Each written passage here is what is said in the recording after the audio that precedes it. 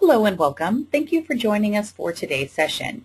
This is the delegation webinar for your new Google Calendar. As we speak, as this project begins, if you are coming over from an Oracle Calendar situation, those permissions are being brought over. I will review the permissions in case you are viewing this presentation and were not in an Oracle Calendar previously. So again, we are bringing over your permissions if you were in an Oracle Calendar, but we will review those permissions just in case, as permission is the key to this session. So in the first part of this session, I will be the university executive who needs to give permission to my calendar. I have a wonderful person managing my calendar, and I need to ensure that that person has appropriate permission to do so.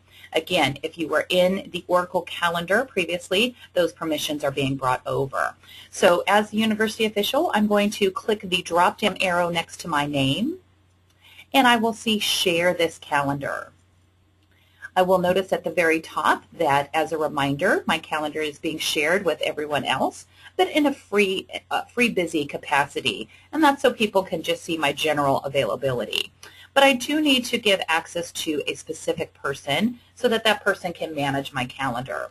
So I'm going to type in John's name, and I can give John 2 levels of permission he'll need in order to manage my calendar. If he just needs to add or delete or change items on my calendar, I would give him the permission make changes to events. Kind of a misnomer. He can add, delete, or make changes. The top level of permission is exactly the same, only perhaps he may need to share my calendar with other university officials or individuals.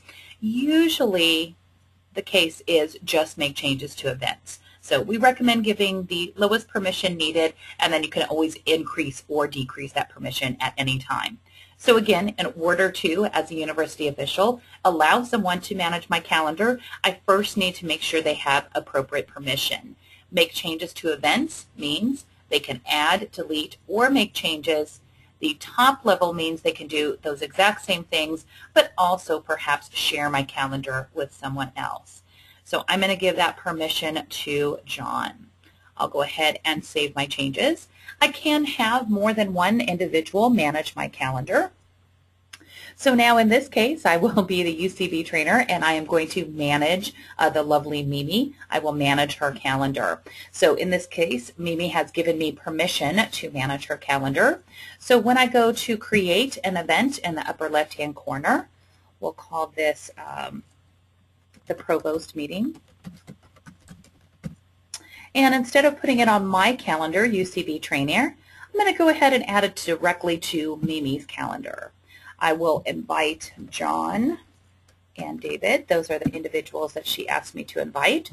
Perhaps I'm going to click on the rooms, and I'm looking for the training room. She asked me to book the training room.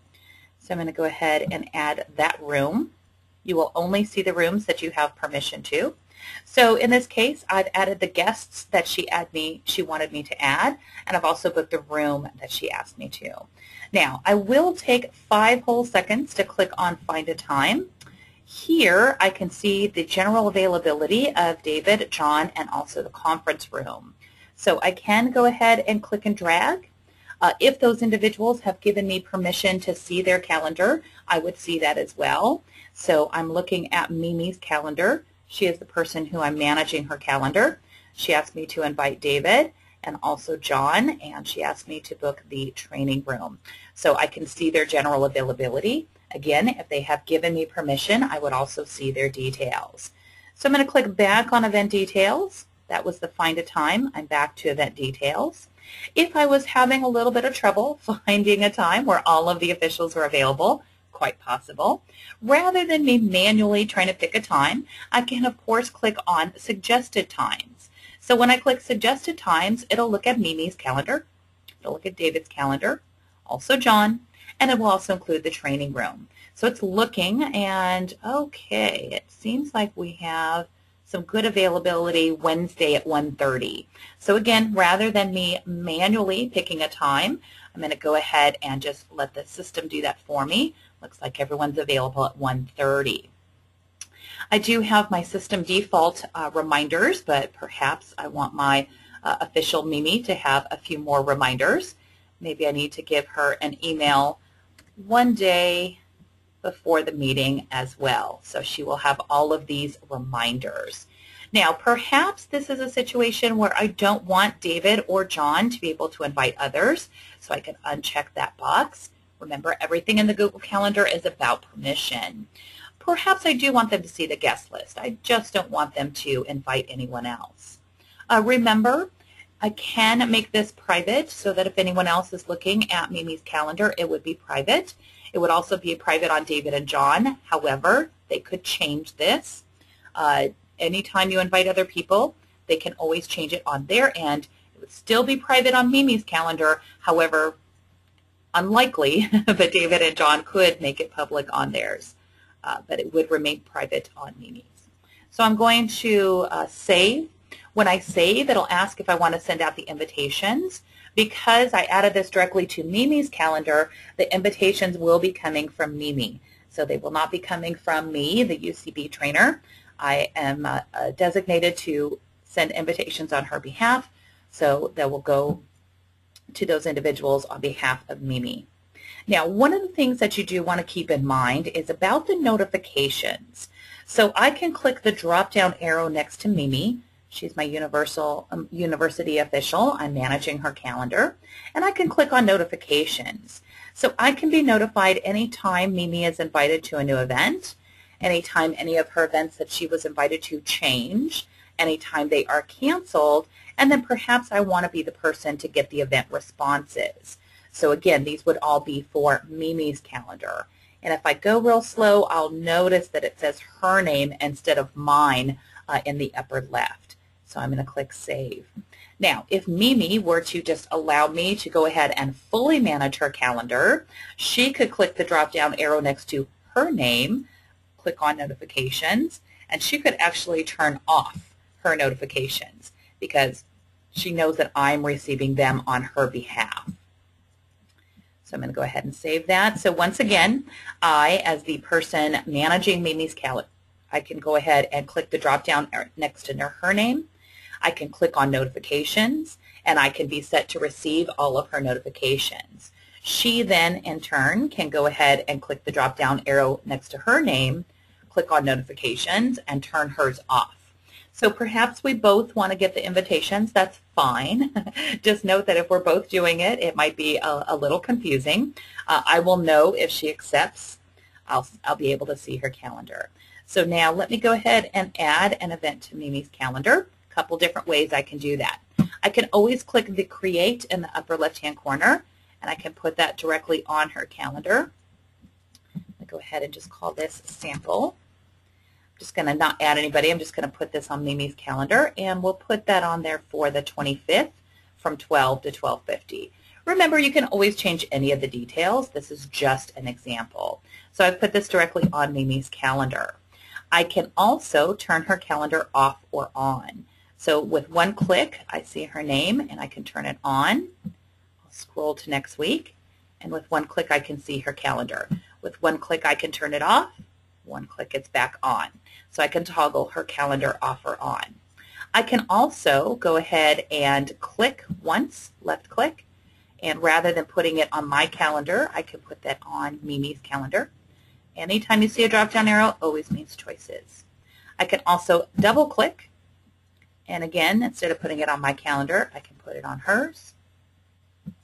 And then, of course, I can click and drag, and once again, instead of putting it on mine, I can put it directly on her calendar. So a couple of different ways, of course, to do anything. Now, I can always search by either her calendar or mine, or her calendar and mine.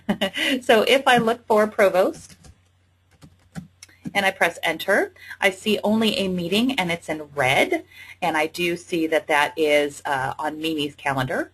So on the left, if I click once to turn her name off, it will go away. If I turn her meeting back on, it comes back. If I look for the word Sample, it's going to show in green, and that is my calendar, her assistant. and the one in red is for Mimi's calendar. You can always click the drop-down arrow at the very end of your search bar as well, and perhaps it might be a little easier for you to just select and see Mimi's calendar. You can do that as well. I go ahead and close that.